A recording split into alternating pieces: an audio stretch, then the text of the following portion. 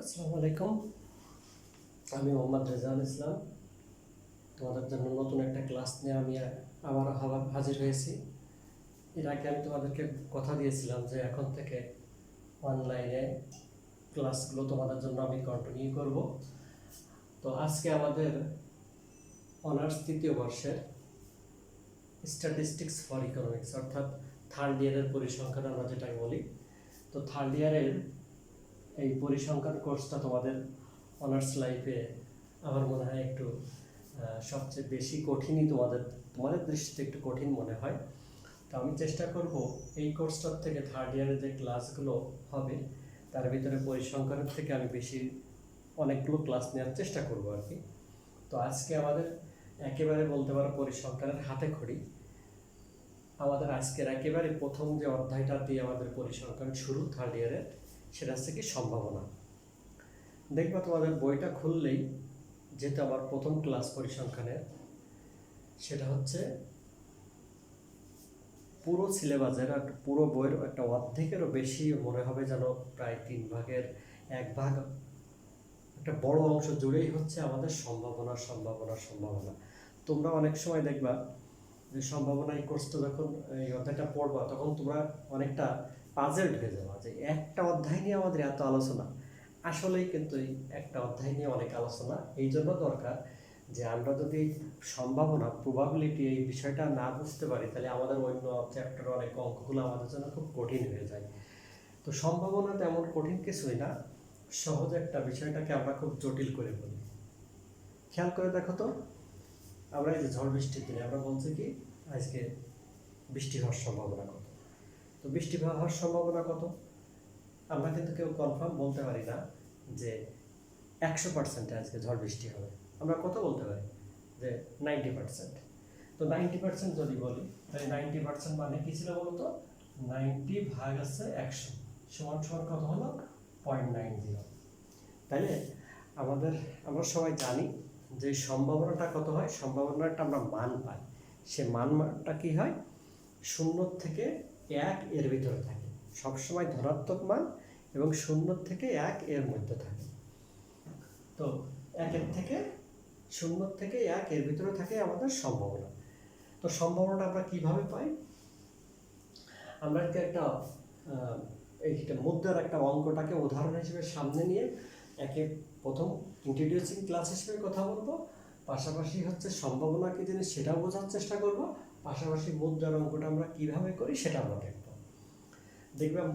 মুদ্রার অঙ্ক আমরা যখন সম্ভাবনা অধ্যায়টা শুরু করব তখন শুরুতেই হচ্ছে দেখবে অঙ্ক দেওয়া আছে, সেটা হচ্ছে কি একটা মুদ্রা নিক্ষেপ করা হলো, একটা মুদ্রাকে 10 বার নিক্ষেপ করা হলো, কখনো বলবে 10টা মুদ্রাকে 1 বার নিক্ষেপ করা হলো, 2 বার নিক্ষেপ করা হলো, 100 বার 500 বার অনেকবার নিক্ষেপ করা হলো।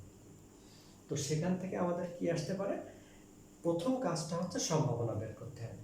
তো সম্ভাবনাটা আমরা কিভাবে বের করছি দেখো একটু, জাস্ট আমরা কোনো সূত্রের হেল্প নিব না, আমরা জাস্ট কমন সেন্সটা অ্যাপ্লাই করব প্রথম দিন।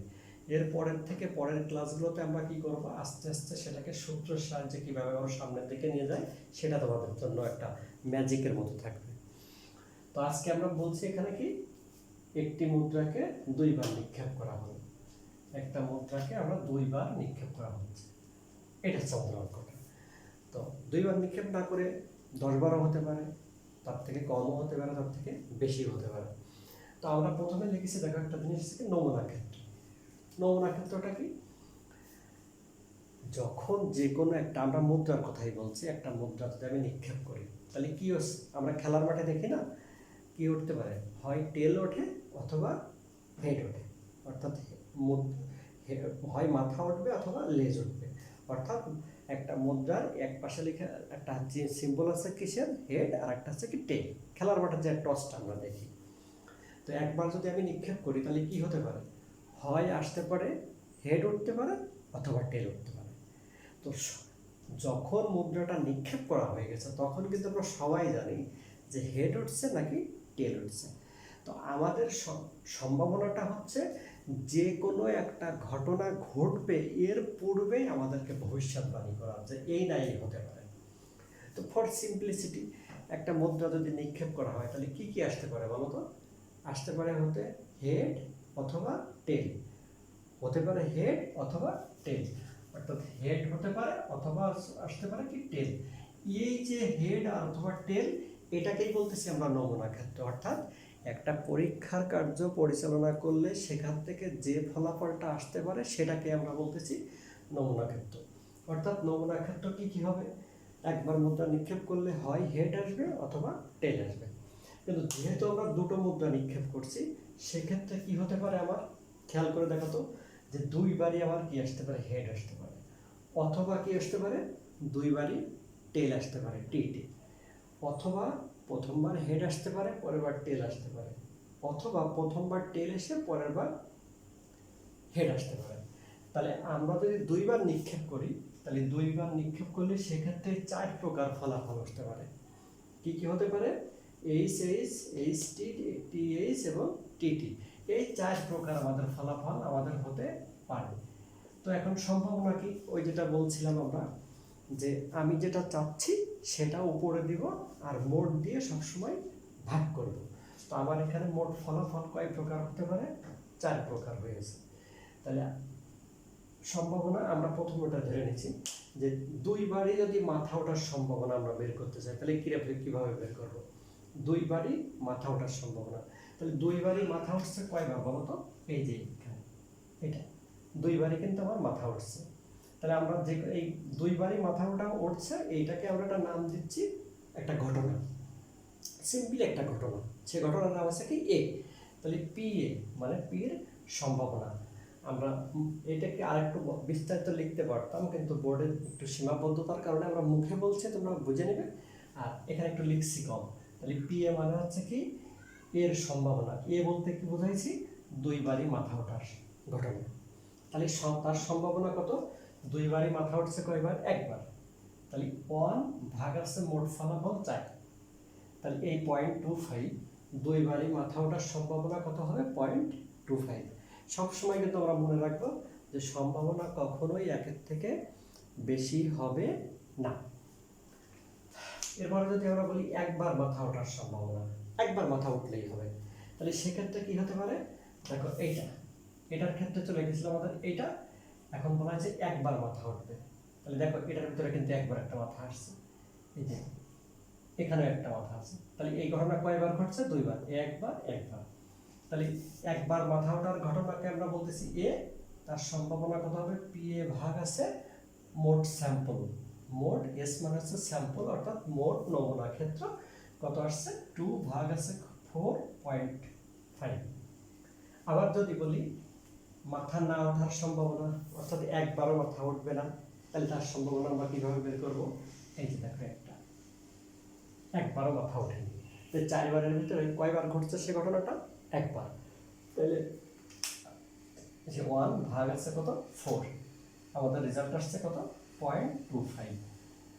তো সম্ভাবনা, যেহেতু আজকে অঙ্ক করার কথা ছিল না, প্লিজ, আমার একটা উদ্দেশ্য ছিল, যেহেতু ক্লাসে নতুন তোমাদের সাথে আমার অনলাইনেই প্রথম দেখা হবে, কথা হবে অনলাইনের মাধ্যমে।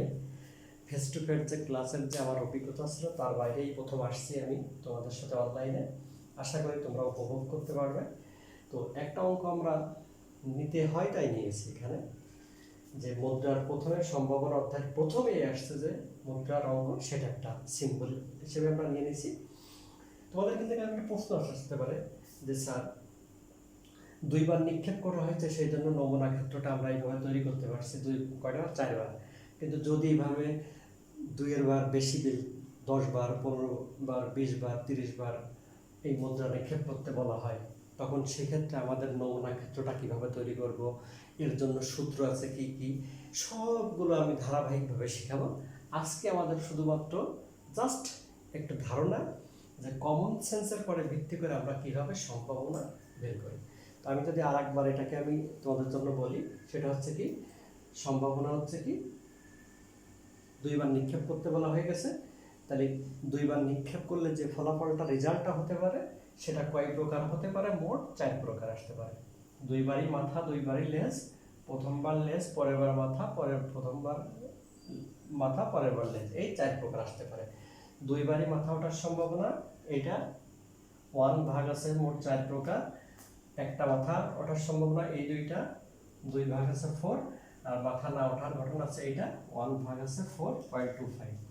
তো এরপরে মুদ্রার ক্লাসগুলো আমি ধারাবাহিকভাবে এর সামনের দিকে কত সূত্র অ্যাপ্লাই করা যায়, কিভাবে নমুনা ক্ষেত্রটা সূত্রের সাহায্যে দেখানো যায়, এটা নিয়ে আমি তোমাদের সামনে হাজির হব। তো আজকে এই পর্যন্ত, ধন্যবাদ সবাইকে, আসসালামু আলাইকুম।